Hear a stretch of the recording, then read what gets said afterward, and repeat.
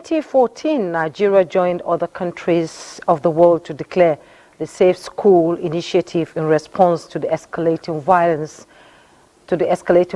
in the northeast, with education as a major victim and the subsequent abduction of 276 Chibok schoolgirls in Borno State, the epicenter of Boko Haram insurgency. Now, that was a harrowing experience that still echoes. Considered an attack on the right to education and igniting fear in the hearts of millions of parents to send their wards to school. Since the declaration, years on, many students cutting across all levels from secondary to tertiary education have been abducted across the country. This is despite the aim of the declaration, which is to provide a safe learning environment for children and promote educational advancement, ensure they feel secured, free from violence, discrimination and other harm that can affect their mental and academic development. The Safe School initiative received a boost in 2019 when former President Muhammadu Buhari signed the declaration ratification document, followed by the Safe School Financial Plan launched in 2022. Almost 10 years down the line, has the objective of the Safe School initiative been achieved? What are the challenges? What are the clogs hindering the full implementation of the initiative? These are questions Weekend File hopes to delve into with my guest, Group Captain Sadik GBA Shu, retired, a security consultant and expert on school safety and security. He will be joining us from a Kaduna Network Center. I am Jummai Yusuf. Thanks for joining us on Weekend 5. First, let's get the news.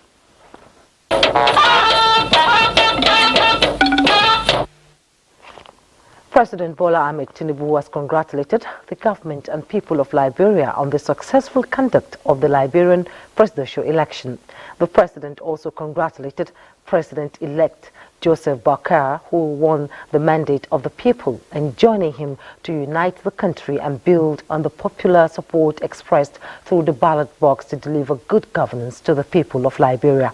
In a statement by the Presidential Advisor on Media and Publicity, Ajuri Ngelale, President Tinubu commended President George Weah for demonstrating uncommon leadership by conceding the election and averting any form of social-political crisis, saying this is exemplary, particularly at this time in West Africa when democracy is under attack by malign actors who are bent on subverting the will of the people. Meanwhile, President Bola Ahmed Tinubu this Saturday departed Abuja for Berlin, Germany, to attend the G20 Compact with Africa conference holding on November 20th, 2023. The president took off from the presidential wing of the Nnamdi Azikiwe International Airport, Abuja, at about 6:15 p.m. Nigerian time. During the conference to be hosted by German Chancellor Olaf Scholz, President Tinubu will join other heads of state and government of CWA member countries, bilateral partners, as well as heads of international organizations to deliberate on the immediate enhancement of economic and business cooperation with a view to outlining concrete measures to boost investments in critical areas such as energy, trade, infrastructure, and new technologies, among others. The G20 CWA conference will take place alongside the 4th G20 Investment Summit, co-hosted by the German government and German business associations. In view of President Bola Tinubu's globally recognized drive for foreign direct investment in Nigeria, the president will sustain the momentum and advance the mission further as he leads Nigeria's delegation to participate in the investment summit. You have seen that Nigeria has been respected in the Committee of Nations, and that is why the invitation, and it will be very, very good for the country. I believe President will discuss with so many presidents there. They will discuss the economic situation and how to invest in Nigeria, and also discuss the security challenges around the world, and opt for more diplomacy instead of confrontation in the world. President Tinubu is expected to return to the country following the conclusion of the conference. Now, despite the security challenges faced by Borno State, the quest for academic excellence still remains a priority to the government. Vice President Kashim Shatima, who attended the combined convocation ceremony of the University of Maiduguri, shared fond memories of the significance of education and service to humanity. State House correspondent Abdurrahman Jibrila reports. It was another moment of celebration as 33,429 graduates across postgraduate and undergraduate studies made up the 24th combined convocation ceremony of the 48-year-old Center of Excellence, the University of Maiduguri. 147 among the undergraduate students got first-class degrees from the regular and affiliated colleges of the institution. Engaging in cutting-edge research and acquisition of the requisite expertise, Nigerian universities can empower their students with the necessary skills and competencies that will make them a positive force for societal growth and development. By the same token, Nigerian researchers can deploy their considerable technical know-how and creative abilities to provide innovative solutions to everyday challenges that stand as impediments to what should otherwise be productive efforts of citizens, especially those at the grassroots. At the event, the university made the appointment of 3 Professor Emeritus and conferment of 4 honorary doctorate degrees, including Nigeria's Vice President Kashim Shatima, Sheikh of Borno Dr. Abubakar Ibn Garbai El Kanemi, the second registrar of the institution Dr. Ahiru Bobo, and the chairman Bua Group Abdul Samad Rabiu. The university appreciated the support from governments at all levels, individuals and private sectors towards the pursuit of its academic mandate. In the new atmosphere of peace, the university will continue to provide learning opportunities for the youth of the nation. Earlier, the Vice President had inaugurated the Abdul Samad Rabiu International Center for Innovation and Entrepreneurship Development, a multi-billion naira edifice donated to the university. The center is expected to foster a thriving innovation and entrepreneurial ecosystem that encourages creativity, collaboration and experiment. From Maiduguri, Abraham Jibrila, NTA News. The peace and unity of Nigeria and its people, peace advocates say, can only endure on the tripod of social cohesion, political inclusivity and partnership. Charles Alpha reports that this was the view not only shared by foreign nationals at the experimental leadership series in Africa, but also by the former head of state, General Yakubu Gowon, who many believe is the architect of Nigeria's unity. At a time when peace and tranquility seem to be evading several regions currently plagued by war, the imperative of equality, nationalism, social justice and sincerity of purpose would provide valuable lessons for African leaders. Bringing in a man who was and still is a fierce defender of Nigeria's peace and unity is deemed a right call by the Institute of Peace and Conflict Resolution and Tell Africa as they discuss leadership and the imperative of peace and unity across the continent. Government policies and leaders in Africa, must consciously, and deliberately, implement policies that are inclusive, that makes for elite consensus, that looks for positive political settlements.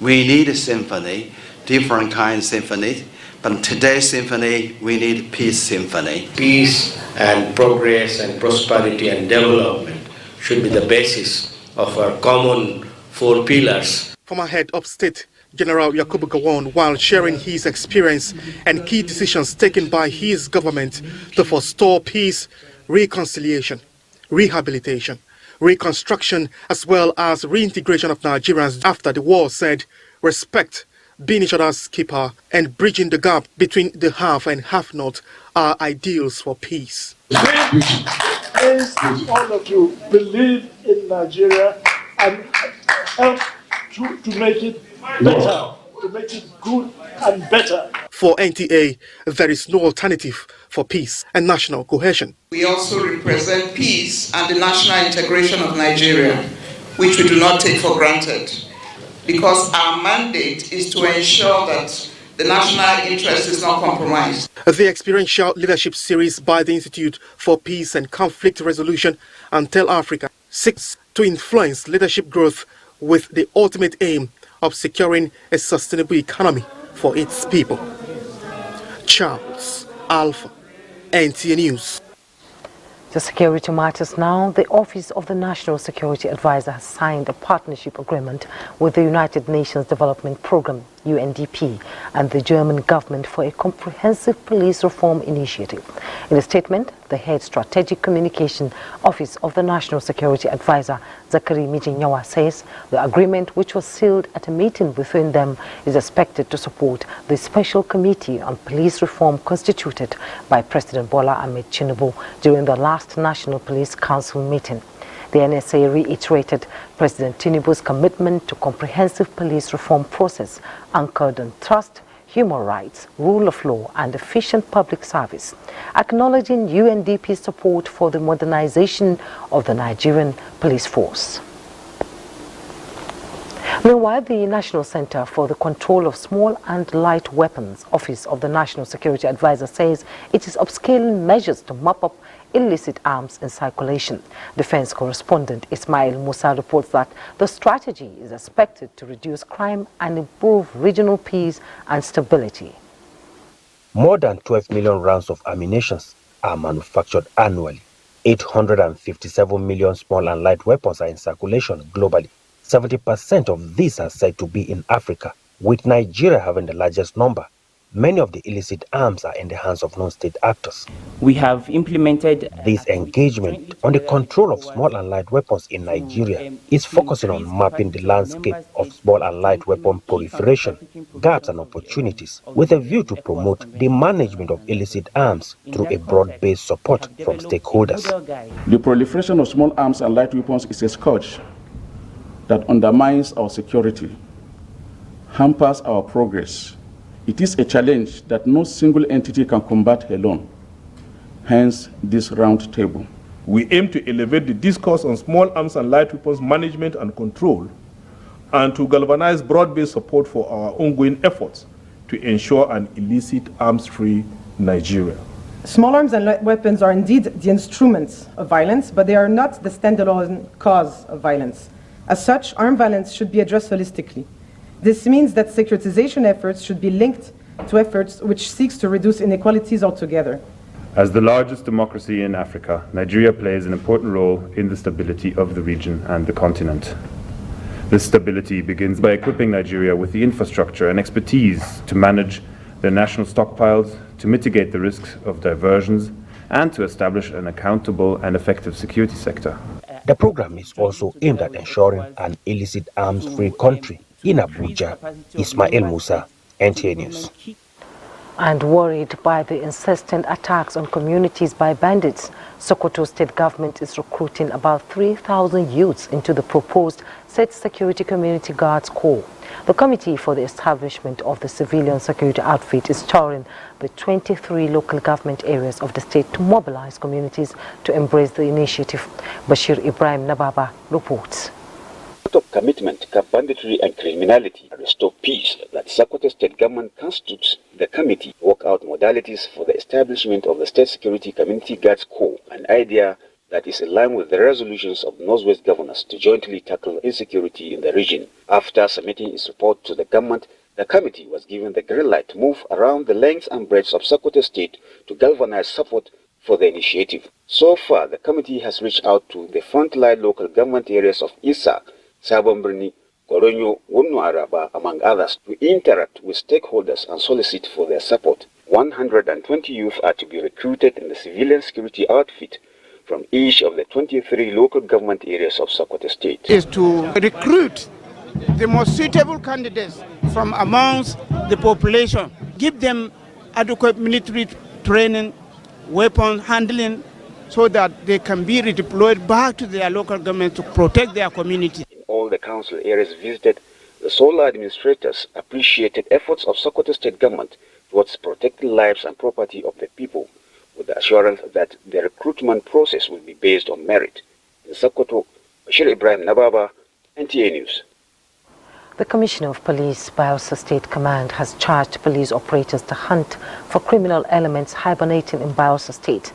A statement by the Bosa Police spokesperson, Asinim Boswat, said this follows the success story where police operatives in the state nabbed one of the killers of the late Superintendent of Police, Baku Al-Bashim, former divisional police officer of Ahioda Division, River State.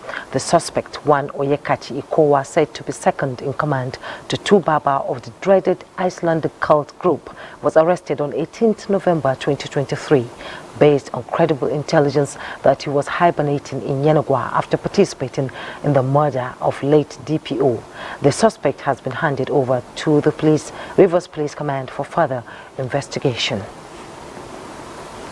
The global quest to address gender-based violence and its impact has hit a new milestone with the first-year commemoration of the November 18th UN World Day for the Prevention of and Healing from Child Sexual Exploitation in Sierra Leone. Nigeria's First Lady Oluremi Tinubu, who signed a commitment on behalf of Nigeria, says the country is ready to assume a leading role in the protection of the girl child. State House correspondent Adeni Taiwo reports. National flags and colors align while different tongues unite. Their message? To say no to rape and other gender-based violence by raising public awareness about the scourge and seeking help for those impacted by them. That is the spirit behind November 18 as a day dedicated by the United Nations to the prevention of and healing from sexual violence and exploitation of the girl child. He pushed me. The day takes its roots from the pervasive experience of rape and gender-based violence in Sierra Leone and the passion of our First Lady Fatima Bio to protect the childhood and dignity of the girl child. In the presence of our nation, we, as I speak on behalf of all the survivors, we, the survivors of GBV and SGBV, stand united to raise our voice and share our experiences.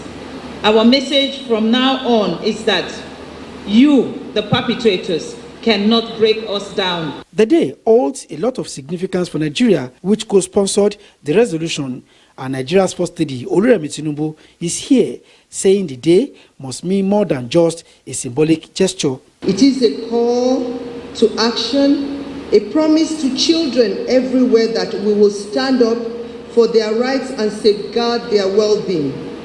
Equally important is the healing from the trauma of abuse. We must support survivors in their journey towards recovery.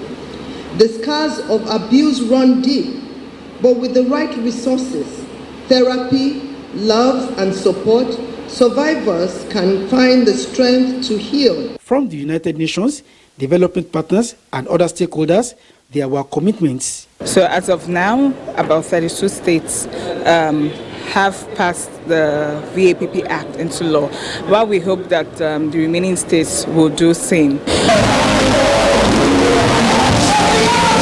A concert to drive home the message of healing was the major highlight. History has been made here in Sierra Leone with the first year commemoration of the UN World Day for the prevention of and healing from sexual exploitation of girls. Of course, the expectation is that resolves taken here will offer true protection for the girl child across the world. From Freetown in Sierra Leone, Adeni Taiwo, NTA News. Indeed, Adeni, this is a fight for all. Now, shortage of electricity supply amongst West African states will soon be a thing of the past. This is sequel to the inauguration of an Information and Coordination Center, ICC, in Abome, Calavi, Benin Republic. Kenneth Nanumi reports that the center will, among other benefits, serve as an electricity trade regulator. For the ECOWAS regional electricity market system to thrive, comes the need for information and coordination trading platform. With a €30 million grant from the 10th European Development Fund, West Africa Power Pool, WAP, was able to facilitate a head office building, its equipment and installation of control centers in other places within the West Africa sub-region. Now the center is ready for operation.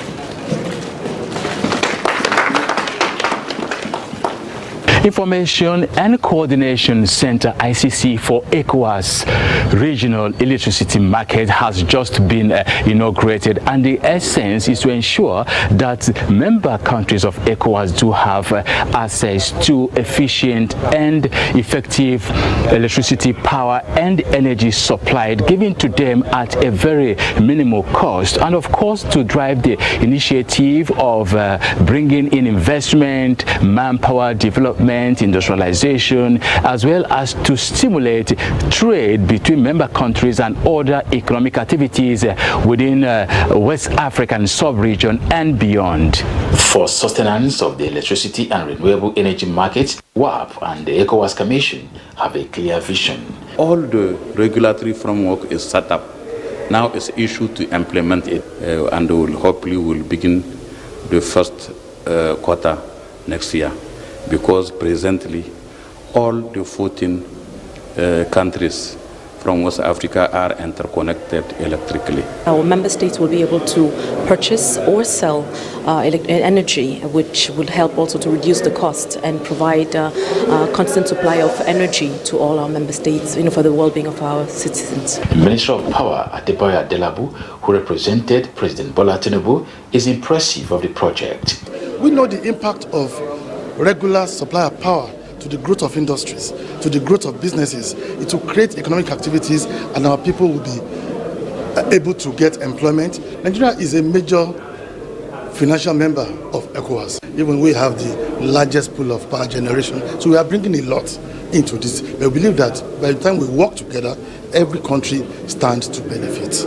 WAP is working with about 21 development partners, providing the needed technical and financial support to drive the process. From Abome Kalavi in Benin Republic, Kenneth Nanning, NTA News. Talking health, the resolutions reached at the 64th National Council are geared towards bridging the gap in all sectors and evolving strategies to improve the nation's health indices. This is the submission of the Coordinating Minister of Health and Social Welfare, Professor Muhammad Ali Pati, at the closing session of a council in Ado-Ekiti, Ekiti State. Tayo Osho has more. The 5-day event with the theme, Building Resilience and Inclusive Healthcare System for a Healthy Nigeria, brought together key players in the health sector from across the country and partners in health policy development to brainstorm on how to strengthen access to quality healthcare at all levels, was rounded off at the Afe Babalola University at Ado-Ekiti, Abuja. The Coordinating Minister of Health and Social Welfare, Professor Muhammad Ali Pati, noted that the federal government is committed to fashioning strategies to implement the resolutions reached at the event. We will align our financing to the front lines to support the health workers in the front lines, to provide the commodities, working with the states who are responsible for those primary healthcare centers. Improving our hospital, improving the infrastructures, adding more equipment, as people now begin to come in, because once we have a strengthened healthcare system, professionals will come. The event also provided a platform for key players to highlight significant steps towards building a stronger healthcare system that is accessible and affordable by effectively collaborating with other health determinants outside the health sector. Provides an avenue for us to smoothen the entire process of data collection. To strengthen the system in such a way that the system can deliver on health outcome. Participants at the 64th National Council of Health are optimistic that the resolutions reached at the gathering will not only improve the nation's health sector, but will also improve the quality of lives of Nigerians. In Ado-Ekiti, Tayo Osho, NTA News. The National Working Committee of the People's Democratic Party, PDP, has resolved to only engage in things that will keep the party indivisible going forward. Acting National Chairman of the party, Ambassador Umar Damagum, made the promise after the committee's meeting in Abuja. Timothy Yusuf reports. Party unity, election review, and how to move the PDP forward dominated the meeting agenda. Acting National Chairman Umar Damagum enjoined all aggrieved members of the PDP in the recent elections to pursue redress within the ambit of the law. We should reflect, all members should reflect and reminiscence with the roles everyone played during campaigns, during elections, and after. Meanwhile, the People's Democratic Party pressure group under the banner of the PDP Forever initiative at the national headquarters of the party has called on the Ondo State Governor, Rotimi Akeredolu, to resume office or transmit power to his deputy, Lucky Ayedatiwa, in accordance with the 1999 Constitution as amended. The national coordinator of the group, Gideon Obande, emphasized that since the governor has been out of office for some time, it is incumbent on him to transmit power to his deputy. As soon as you man the office of the governor or deputy governor, it is no longer a party affair. It is now a people affair. The group enjoined the people of Ondo State to remain law-abiding. Timothy Yusuf, NTA News. We'll take a break now. When Weekend File returns, our conversation on assessing the implementation and impact of the Safe School initiative will be in focus. Do stay. You're welcome back to Weekend File. Before we go into the conversation proper, let's take this background report to push the conversation. The need for schools not to be used as military barracks or camps during conflicts is one of the reasons which gave rise to the Safe Schools Initiative's declaration. Now in Nigeria, a Safe School Response Center is in place with the sole aim of securing and protecting schools from attack. How effective is the project and what are lessons learned? Let's find out from Olaika Ojo. Nigerian schools in some regions are constantly faced with threats of attack, most especially schools in the north, and they have recorded worst cases of abduction. According to UNICEF, more than 2,000 teachers have been killed and 1,400 schools destroyed as a result of terrorist attacks between 2014 and 2022. And Save the Children International says more than 1,600 children have been abducted. Before 2014, teachers and parents most often raise and contribute money to pay for security of their children. It is to address the challenge of insecurity in schools that government and donor agencies in 2014 introduced the Safe School Initiative after the Chibok schoolgirls' abduction. At the start of 2014, when the initiative was launched, most of the funds allocated to the initiative was used to build higher walls and other preventive measures aimed at stopping terrorists and making students security conscious with drills such as this.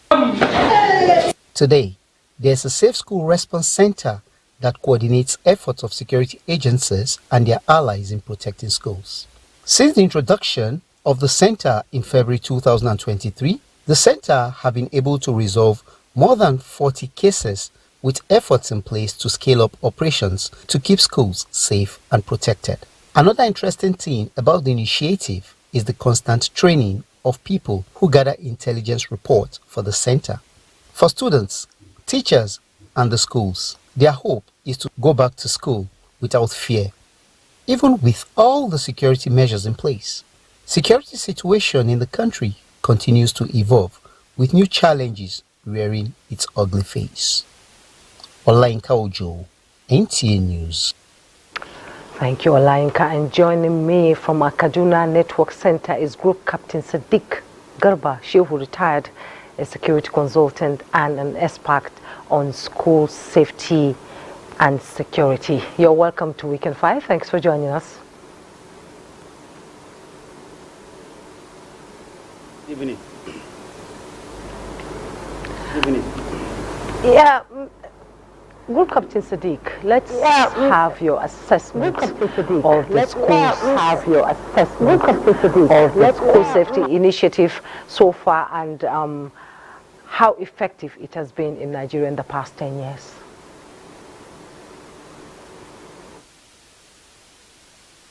Very much. First, like you said in your preview before we started, the issue of rendering school safe is not a new idea in the whole world, because when we look at as far back as the 17th century, some countries, or can say some civilizations, and even some religions among the older religions, they have these provisions that wherever there's a crisis or any war, schools are places that should not be touched. This is an idea we inherited. But what we are seeing in modern conflicts, is that schools are being used either as places of refuge by any side of those fighting, or as temporary camps, and this puts students and teachers in danger.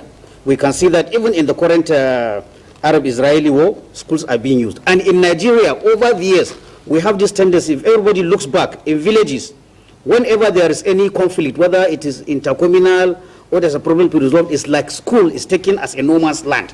Everybody can go there and solve the problem.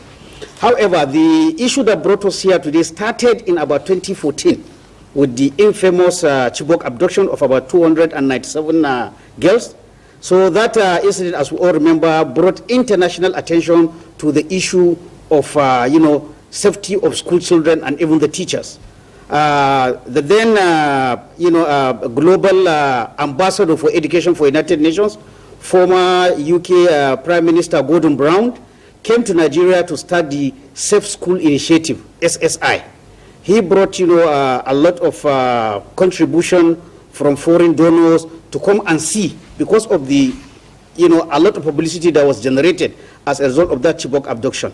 Unfortunately, yes, the program actually, like you pointed out, did some relocation of some schools in the northeast and increasing of some physical security in some schools. But the program did not gain much traction from Nigeria here. So as we saw, the Gordon Brown initiative did not last. Unfortunately, after the Chibok, we've had other, this, and then we have the Dapchi, we have the Kankara, we have the Jengebe, we have the Bethel Baptist, and so on and so forth. We have been seeing this, school abduction going on, with even the latest one that happened just recently at Federal University of Gusau. Now, in 2015, a group of about 17 countries again brought the issue, because not only in Nigeria that we're having this issue of schools being used as a battleground. A group of 37 countries, and Nigeria was among those 37 countries, in Norway in 2015 came and started this initiative, a new one, not the SSI this time, but the Safe School Declaration. It is a non-binding agreement for all countries that sign into that agreement to ensure they do more to protect, to ensure that children and teachers and other school workers, they have a safe place to work. Now, Nigeria joined these countries to sign in 2017. Around 2018, I think the federal government under the former Buhari administration, they signed the ratification paper. And in essence, what that means is that Nigeria will do all that is necessary within the agreement of the SSD to ensure that schools are protected against attack. Now, you ask me how far has been going. Well, we will not say not much has been done, but a lot still needs to be done. Yes, we've had some preliminary measures. Like, for example, there was the minimum standard for the safety of schools, which was inaugurated by the Federal Ministry of Education. And then also we had some training material that were developed to train security and human rights agencies in Nigeria how they will implement the SSD. But beyond that, the truth is that we've not had so much movement regarding the Safe School Declaration. After that, again, other meetings have been held. Like, for example, again in 2021 or 2022, the Federal Ministry of Finance called a stakeholders meeting, because it was realized then that if you just say you have a plan and there is no financial backing to implement the plan, it becomes a no-go area. From that meeting in 2021, in 2022, the Ministry of Finance brought the national financing plan for the Safe School Declaration, which is supposed. Yes, good Captain Sadik, we're going to come to that. Let's talk about the indicators, the indicators that can be used to assess the Safe School Initiative. In other countries, you said it's working. So what are the indicators we can use in Nigeria to assess the Safe School Initiative before we go into funding, which we know is also a challenge? Yes, the indicators you need, because you said it's attack on schools. What we need to see is that we reduce the number of attack on schools. That is one of the indicators. But unfortunately, maybe as a result of the general security malaise in the whole country, we have not seen, then from that 2014 to now, as we see in recent reports, there have been over 70 attacks on schools, on teachers, on school children, destruction of schools, kidnapping of children. We have had over 70. Of course, varying from one region to another, with the Northwest having the majority of the attacks, because if you look out of those 70, you will see that in the Northwest, 49 attacks happened in the Northwest out of the 70. The Northeast had 5, North Central 11, the South we have 3, and then the Southwest we have 2. So we didn't see, because we are in the implementation stage, but we still see, attacks happening like what we saw in Gusau, in Federal University Gusau recently. So the issue is that if we are succeeding, we should see these numbers going down. But unfortunately, that's not what we are seeing. So what is required is more and more effort to ensure that apart from, launching this program, launching that program, actually in the schools, what do we have as security? Have we increased the physical security around those schools? I can see in the background here, you have seen children doing some drills. How often do we do those drills? How many schools do those drills? How many schools have security policies? How many schools have even fences around? We have this tendency of thinking that a security fence is just a waste of money. Federal government will just build, or state government will just build schools. All they think is just building the laboratory, but you cannot have schools without perimeter fencing. Perimeter fencing, in any case, may not stop a determined attacker. But what a perimeter fence does is that it gives you an alert. Because if you have a perimeter fence and you see somebody hacking the perimeter fence, that gives you at least some minutes to know that something is wrong. But you build schools without perimeter fences. You build schools, you don't think of having student accommodation, especially female hostel accommodation within the schools. You allow the students to just go into town and look at, and hire accommodation. Now, even if you cannot provide accommodation for the whole students within the schools, it is the school authorities' responsibility to enter into those areas where students are hiring and tell the tenants that you must meet a certain level of security, level before we allow our students. This is what happens in other countries. Even other countries, it's not possible to provide 100% students, but it is the responsibility. You have a duty of care. If parents send children to your school, from the class to the dormitory, to working from dormitory to class, they are your responsibility. So if you don't have accommodation within the school, which is the ideally, so what? Okay, Group Captain Sadik GBA Shu, retired security consultant and expert on school safety and security. We really are running out of time. We thank you for your contribution to the conversation. Thank you very much. To the conversation. Thank you. Go away. We're going on a break. We're going on a break. The conversation will continue. The conversation will continue. Don't go away. And welcome back, and you're still watching Weekend File. Group Captain Sadik GBA Shu, thank you so much for still staying with us. If you're still there, yes, we really don't have much time, but I'm going to ask you a 3-bullet question, and that is about stakeholders' participation in the Safe School Initiative, funding and measures to take, in the full implementation of the Safe School Initiative. Let's have your take on that. We have to understand that school safety is a local problem. What do I mean, a local problem? Because the schools are located either in states or local governments in certain communities. So in implementing, what I want to see done is that we must involve the local communities in implementing the school. You cannot do school safety and security from Abuja or from the capital.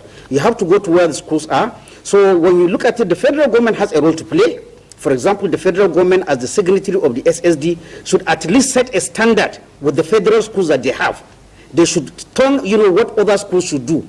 They should they should also ensure that those standards that were in the minimum standards, they are implemented. Because right now, nobody is putting eye to see whether school proprietors apply those standards or not. For the state government, and also the federal government will still also have to continue with this implementation of the safe school financing, which is supposed to run from 2023 to 2026. That is what the federal government needs to do. At the state government level, also state governments, some have universities, some have secondary schools, and apart from that, they also register private secondary or private universities. They should ensure that any school that is to be registered meets its minimum level of security and safety before it should be part of the condition for registering any school. And also in building new schools, the selection of the place where you are going to put the school, you have to put security at the back. The design of the school, like I said, we should not be seeing schools being designed without thinking of where students are going to live. Even if you have shortage of accommodation, I would recommend that at least the few accommodations that are within the school, they should be allocated to the female students. Because as we see, not that the male students are not important, but most of the times, you know, the bandits or the kidnappers, they go for female students because of the, you know, the sympathy it attracts when you hear that girls have been going on. School proprietors, they also have a role to play. The least you can do as a school authority is to have this drills we see, practice the. This is what happens in other countries. A 5-year-old boy knows that when he hears a shot, what he's going to do. But it has to be taught. It has to be done. You have to have a security focal point in the school. Security is everybody's business, but you need to have somebody that anybody can contact. We need to have more communication with the communities. Make the communities to understand that a school being in their area is a plus for them. It gives an opportunity for their children not to go far and go to school. But for that, everybody should put an eye. Whether you see somebody suspicious, whether you hear some certain information, you should alert the school authorities. So as you can see, whether it is SUBEB, whether it is proprietors, even parents, teachers, associations, we are all parents. When you go to school, you should ask the principal or do you have any security plan? What are the security? If you see school without fence, it should be an issue for the Parents Teachers Association to ensure why is our school not having a fence. So all these are issues that all. Yes, indeed, Group Captain Sadik Garba, these are issues that need to be looked into by the government and relevant stakeholders and participants in this Safe School initiative. Thank you so much for coming on Weekend File. I've been speaking with Group Captain Sadik GBA Shu, who retired, a security consultant and expert on school safety and security. We'll take our third break. Don't go away. You're welcome back. Let's see what's happening in the world of sports. Super Eagles ex-internationals Garba Lawal and Tijani Babangida has expressed optimism on the chances of the Super Eagles qualifying for the 2026 World Cup. According to them, despite a disappointing draw against the Crocodile of Lesotho in Uyo, the boys have the quality to pick the minimum 3 points against the Warriors of Zimbabwe on Sunday. You know, people are just talking about the game against Lesotho, but it's possible we can go to Kigali and win. But do those players have self-belief that I have, self-confidence that I have? If they have they have self-belief, they can go to Kigali and win. I think it's still very early to write off the team because we have all the potential in this team. If you can see at the moment, I believe that the Super Eagles have the best attacking team in Africa. Meanwhile, in a novelty football match played in Abuja between newly inaugurated Alice Gold Foundation and the Seat of God Football Club, ended in a 1-0 draw. Seat of God Football Club drew the first blood in the first half, but the boys from Alice Akinola Gold Foundation equalized in the second half. My mom is a good mother that live a good legacy life, which we are praying to follow a step. In doing that, we put her together to see what can we do to be remembering her. We put an NGO together, not only football alone, but why we choose the football part of major one is that to let our youth develop their talent. That can help themselves, anything can put together for them to be somebody by tomorrow. The event held at the Turf Arena, Abuja, was in honor of late Alice Akinola and was well attended by sports stakeholders in Nigeria, among others. For Sports Update, Bright Ebuchu, NTA News. And a quick look at the weather prospect for Abuja and the rest of the world is next. Good to have you join us. Sunday's weather is expected to be settled across the country as dry, sunny and hazy skies are expected across most parts of the country, though moderate dust is expected to persist across parts of Kano, Katsina, Kaduna, Jigawa, Yobe, Kwara, Niger and FCT. Few patches of cloud with spells of sunshine is anticipated along the coastal cities, with chances of few thunderstorms later in the day to parts of Abia, Imo, Anambra, Edo, Ondo, Ogun, and the coastal cities. Next is the air quality index and weather forecast across some selected cities. Thank you for watching.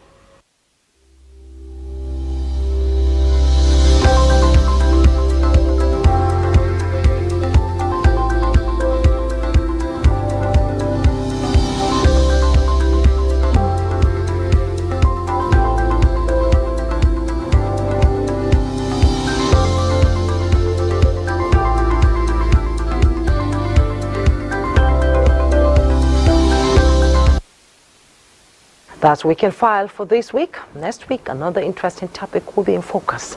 Thanks for watching. I am Jummai Yusuf.